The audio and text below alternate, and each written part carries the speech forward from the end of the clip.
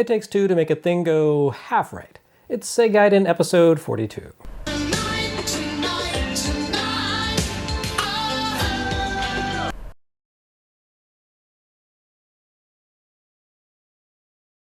Stop me if you've heard this one before. A light gun shooting game where you shoot ducks. Yes, another light phaser game from Sega, but this one has more a personality of its own. Shooting Gallery kicks off with what appears to be a riff on Nintendo's Duck Hunt, but that's where you're wrong. We all know that Nintendo based the Duck Hunt NES game on the company's 1976 toy by the same title, a part of their Kosenju series of consumer-oriented light gun projection toys. These 1970s gadgets operated on simple principles of reflectivity. Players fired a beam of light at targets projected on a wall. The projector unit housed a light sensor, and it could detect a successful hit by players because the player's beam would reflect off the wall and follow the same path to the projector as the image that it emitted of the ducks. Simple and entertaining, in the Nintendo way. That's all well and good, and Duck Hunt for NES has become an iconic work thanks to the personality Nintendo infused into the video game edition. But Nintendo did not invent the idea of using a light gun to kill fake ducks. No, that honor belongs to Sega, who released an electromechanical arcade shooting cabinet called Duck Hunt in 1968. That's 8 years before Nintendo created their original Duck Hunt, and several years before that company even stumbled onto the idea of light gun games in the first place. Sega's Duck Hunt broke new ground in arcade technology. Rather than operating entirely on electromechanical components, their Duck Hunt replaced physical targets with a projection screen. The ducks that winged their way past the player's line of sight were not concrete components, but rather simple images of ducks. This opened the door to a greater sense of realism than that offered by the static duck cutouts on sticks seen in old-time carnival stands. This format would arguably reach its zenith with Nintendo's Wild Gunman, in which players tried to outshoot film projections of Old West outlaws. But even then, Sega beat Nintendo to the punch. 1970's Jet Rocket used projection tech to give players control of a fighter plane viewed from a first-person in-cockpit perspective. The two Duck Hunts really read like the Nintendo-Sega dynamic writ large. Sega honed its craft in arcades, being a pure coin-op amusement company until the 1980s, while Nintendo culled its best video game ideas and strategies from its history as a toy maker. Oh, and Nintendo would garner far more acclaim than Sega for these parallel developments, despite Sega coming up with the idea first. This makes Duck Hunt another red line on your anti-Sega conspiracy stringboard. Anyway, Shooting Gallery looks like Duck Hunt because it's based on Duck Hunt, but not the Duck Hunt you know. Sega reaches back into its own history for a target shooting video game in a way that feels very deliberately like an attempt to thumb their nose at Nintendo. Once again, Shooting Gallery sees another Master System light gun game that offers only a single mode, unlike the dual mode light gun games Nintendo published. There's no trap shooting here as a backup title. As a result, the package does feel a little slight. You can power through the entirety of Shooting Gallery in less than 5 minutes, after which the target scenarios simply repeat with wildly elevated difficulty. Looking for long-duration gameplay in Shooting Gallery really misses the point though. From arcades was Shooting Gallery born, and as an arcade experience should it be engaged. Sega really stuck to its arcade roots for Master System light phaser games, and Shooting Gallery has no ambitions beyond presenting you with a simple, arcade-style test of skill. Each round of play lasts about 30 seconds, during which a set number of targets appears for you to shoot. Once these targets have made their way around the screen, the round ends and you receive a grade. You need to hit a designated number of targets in each round, and this operates on a simple pass-fail system. Hit the goal and you move to the next level. Fail and the game ends. Happily, Shooting Gallery doesn't simply present you with the same setup over and over again, the way Marksman Shooting did. It offers much greater visual quality and more varied scenarios. A single playthrough of Shooting Gallery consists of 8 stages grouped into sets of 2. Once you complete one set, you move along to a different scenario with distinct mechanics and its own graphical theme. Only the first 2 rounds of play harken back to the Duck Hunt arcade machine. In round 1, ducks fly singly right to left across the sky. In round 2, the ducks appear in groups and move in erratic patterns. Once you take out all of these birds, however, the format changes to present you with a series of balloons that drift into the sky. You need to gun down these balloons before they drift off the top of the screen, while 2 factors complicate your seemingly simple task. First, destructible blimps go speeding right to left across the screen from time to time, forcing you to aim for targets moving on both the vertical and horizontal axis. Secondly, your unseen bullets interact with the game world beyond simply blowing up targets. Every time you fire into the screen in rounds 3 and 4, the turbulence you create causes balloons near your shot's point of impact to buck around, adding instability to their movement and making them much harder to pinpoint. It's a neat little touch that I don't think I've seen in any other light gun game to this point. Which isn't to say that no one had ever done it before, just it's something you don't see often. With the third phase, stages 5 and 6, Sega does its usual thing where the gloves come off and the game ends until you practice. Here you need to gun down a series of tiny red balls, small targets moving at high speeds. To make things really tough, the balls fly through a conduit of pipes which block them from view and from fire. You can only hit the balls in the brief moments in which they travel from one pipe segment to another. In order to complete these stages, you need to be able to track multiple objects moving invisibly across the screen and predict which segment they'll emerge from and when, to give you a split second in which to blast them. It's legitimately challenging in a meaningful, creative way, one of the best and most taxing light gun shooting events ever designed. Should you somehow make it through this phase, you take on one final challenge in which you need to shoot down rocket ships as they launch into space. Sega clearly didn't expect many people to survive the pipe gauntlet, since the game manual does that flippant Sega Master System manual thing where it presents Shooting Gallery as having only 3 phases, but then says, "We lied," and introduces the 4th phase as a hidden bonus. I don't really know what the people writing these manuals were on, but given that it was the 80s, I think we can make an educated guess. Should you pass through all 4 phases, Shooting Gallery loops back to the start at a greatly increased difficulty level. A single loop only takes about 4 or 5 minutes to complete, but they're tense, demanding minutes. The aesthetics of Shooting Gallery deserve special mention. The various objects you have to gun down look great, boasting excellent shading and fluid animation. Just look at these ducks. And for those who found murdering Safari Hunt's endangered species a little off-putting, Shooting Gallery goes to some lengths to underscore the truth of its title. The birds and balls and balloons you blast are all presented as fake targets in front of a simple, artificial backdrop. When you miss a shot, your stray bullet destroys a piece of the backdrop and reveals a patch of brick wall beneath the scenery. It's a neat little touch in a great, if admittedly slight, light phaser game that embraces Sega's arcade history while modernizing the video arcade experience at home. Sort of the opposite of our second game this episode.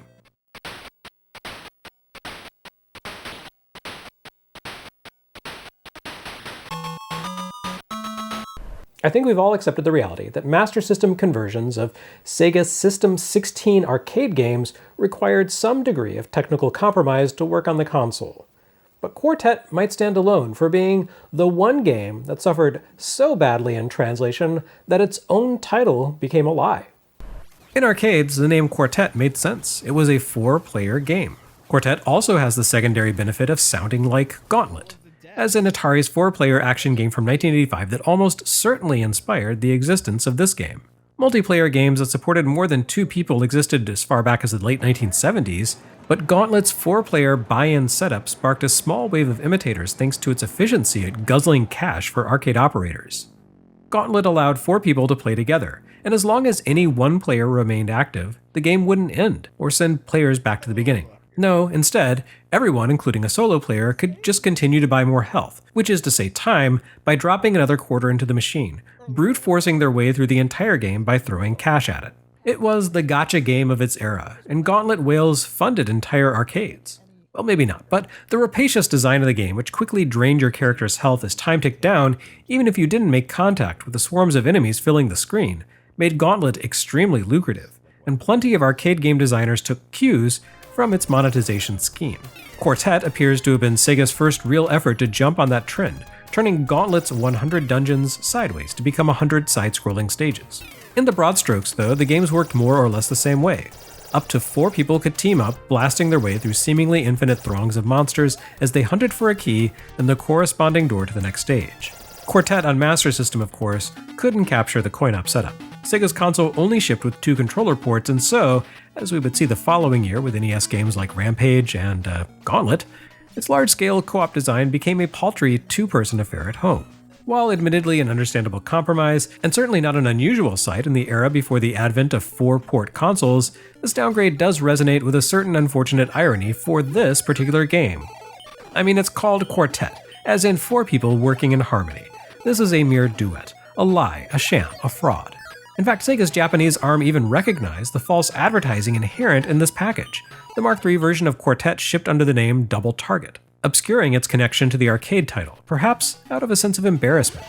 But Sega of America evidently felt that a fairly esoteric arcade release from the year before had sufficient marketing cachet to justify the deception, and the heartbroken children stuck playing with only a single friend when the box title implied room for two others. And yet, this not actually a Quartet take on Quartet had precedent in the arcades. Sega had shipped an alternate model of the game under the title Quartet 2. Despite the implicit sequel status here, Quartet 2 actually simply offered the same content as standard Quartet, but for only 2 people. This might be the most heinous misuse of sequel-like video game numeration since Hang On 2 shipped for SG-1000 as a pared-down rendition of standard Hang On. It's not Quartet 2, it's Quartet 4-2. So this is quote-unquote Quartet, even though the third and fourth players are nowhere to be seen. If Quartet for Master System simply regurgitated the arcade game's content with fewer players, it would be a powerfully mediocre creation. Happily, Sega decided to retune the entire thing for console, giving this game a stronger claim to the title, Quartet 2, than the trimmed-down arcade release by that name, ironically enough. If we're being completely honest here, the Quartet arcade game doesn't actually have that much going for it beyond cooperative play and novelty. The structure of the game lacks variety and focus, and after half a dozen levels, everything starts to feel the same. The levels switch up the graphical tile sets and enemies, but otherwise, they mostly exist as an excuse for 4 people to blow things up together. And that certainly has an appeal, but maybe doesn't make for the most enduring home release. On Master System, Quartet jettisons more than 90% of the arcade game stages and gives more purpose to the 6 that remain. You can see the approximate outlines of the original game if you squint, and certain enemies look the same, but beyond that, this may as well be an entirely different property. Structurally, this Quartet rather resembles something like Konami's The Goonies for Famicom.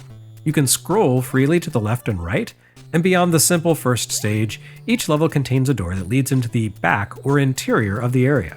And now, in order to acquire the key that unlocks the gate to the next level, you need to find and defeat a boss. Although the arcade game had enemies it called bosses, they were basically just enemies that happened to hold a key. On Master System, the bosses look and play the part. They take the form of large, unique enemies with high endurance and dangerous attack patterns. Again, beyond the straightforward first stage, completing a level involves more than simply running to the end, killing a boss, and using its key in the gate. You'll usually need to backtrack once you destroy the stage boss, sometimes even winding your way through a sort of labyrinth of corridors and doors to get back there. Even in stages where the key and gate appear close together, backtracking can be beneficial. In many stages, hidden bonus items only appear once you possess the key, and these affect your score, which can reward you with military promotions that increase your combat prowess. You also need to collect 5 semi-hidden star icons, which open the door to the final stage, kind of like the scrolls in The Ninja. It doesn't pay to be too cavalier when backtracking though, as taking a hit from enemies doesn't just decrement your life energy, it also causes you to drop the key, forcing you to scramble to collect it again. This Quartet ditches the CoinOps P1 and P2 characters, Lee and Joe, leaving P3's Mary as the solo default hero, and P4's Edger as the co-op companion. Someone at Sega must have missed the memo that American kids don't want to play as women characters, though they did take the time to revamp the character portraits from the Mark III's waifish anime kids to big-chinned midlife crisis havers. The Quartet home port makes some other significant changes to the arcade game's formula. For one, the gauntlet-style enemy generators are no longer anywhere to be seen. Enemies simply spawn from midair infinitely. Any enemy you shoot will reappear a couple of seconds later to annoy you all over again. But then you don't really want to linger anyway because this interpretation of the game borrows a different concept from Gauntlet: health doubling as a timer. I mean, Action Fighter did this too, but unlike in the arcade version of Quartet, this one constantly drains the number that represents your character's health, reducing your life count by 1 once the counter hits 0. And unlike the Gauntlet coin-op, you can't simply buy in to continue. You start with 3 lives, and outside of a bonus 1-up awarded for reaching major rank, that's all you get. Would you be surprised to learn that, in typical Sega style, once again, the difficulty escalates radically once you reach the second half of the game, turning the task of completing this adventure into a prospect exclusive to the most skilled of players. Quartet eschews the power-up icon system of its arcade counterpart in favor of the ranking system, meaning that you really have to work hard to upgrade your pitiful attack capabilities, though these upgrades are at least permanent. Instead, the one temporary upgrade here comes in the form of the jetpack, which appeared in arcades but has a much bigger role here. You can collect one and use it to zip around the stage, effectively turning Quartet into a sort of precursor to Capcom's Forgotten Worlds. As we all know, jetpacks make every game better, and this one has unlimited fuel, allowing the rare gift of free flight. It does come with a downside though. If Mary or Edger take damage from enemies while in mid-air, they'll fall to the ground or into a fatal pit, while the jetpack remains at the spot where the error occurred. If you soar too high and lose your jetpack in an inaccessible spot, well, you no longer have the ability to use that jetpack. This design element forces you to take a tactical approach to flight, especially against bosses. Many bosses practically demand to be confronted in mid-air, but their tricky movements and high-volume bullet patterns put you at the risk of taking a hit, losing your wings, and being forced to defeat them on foot. Good luck. This difficult task is made even trickier by Sega's decision to once again reverse the game's button layout from the left attack, right jump format that had already become an industry standard at this point, just like they did in Alex Kidd. Unlike Alex Kidd though, Quartet never appeared with a corrected button setup as a built-in ROM for a subsequent console iteration. Quartet doesn't quite enter the rarefied heights of the true console greats. Although it includes some intriguing forward-facing design concepts, such as the move away from straightforward linear level designs and fixed scrolling, it does feel just a tiny bit underbaked. Had Quartet made its appearance a couple of years later, it probably would have included more stages, more intricate stages, better enemy and rank up balancing, non-reverse button controls, and possibly even a continue or password system. The cartridge we got still feels a little bit like a rough draft. A promising rough draft, no question about it, but not quite ready to see print. That said, you do have to evaluate this in the context of early 1987, where it once again sees Master System beating the NES to a concept. Just as Rambo gave Sega fans the same top-down experience as Ikari Warriors, actually a better version of the experience, half a year before that game hit the NES, Quartet gives us side-scrolling cooperative platform shooting nearly a full year before the arrival of Contra. Now, I'm not going to say something ridiculous like Quartet is way better than Contra because I'm not a liar or an idiot. Still though, we once again see Master System delivering game formats that Nintendo fans wouldn't experience until much later. The closest thing the NES had at this point was probably Russian Attack, which lacked cooperative play and really much in the way of shooting. This makes the Sega console an appealing pickup here in the relatively early days of the console race. And as a coda, it's a shame Sega never really did much with Quartet beyond this point. Sure, the arcade games have shown up from time to time on compilations, which includes the addition of Quartet 2 to the Astro City mini console, yet we somehow never saw a proper follow-up once the Dreamcast and its 4 controller ports arrived on the scene. Truly one of Sega's great missed opportunities.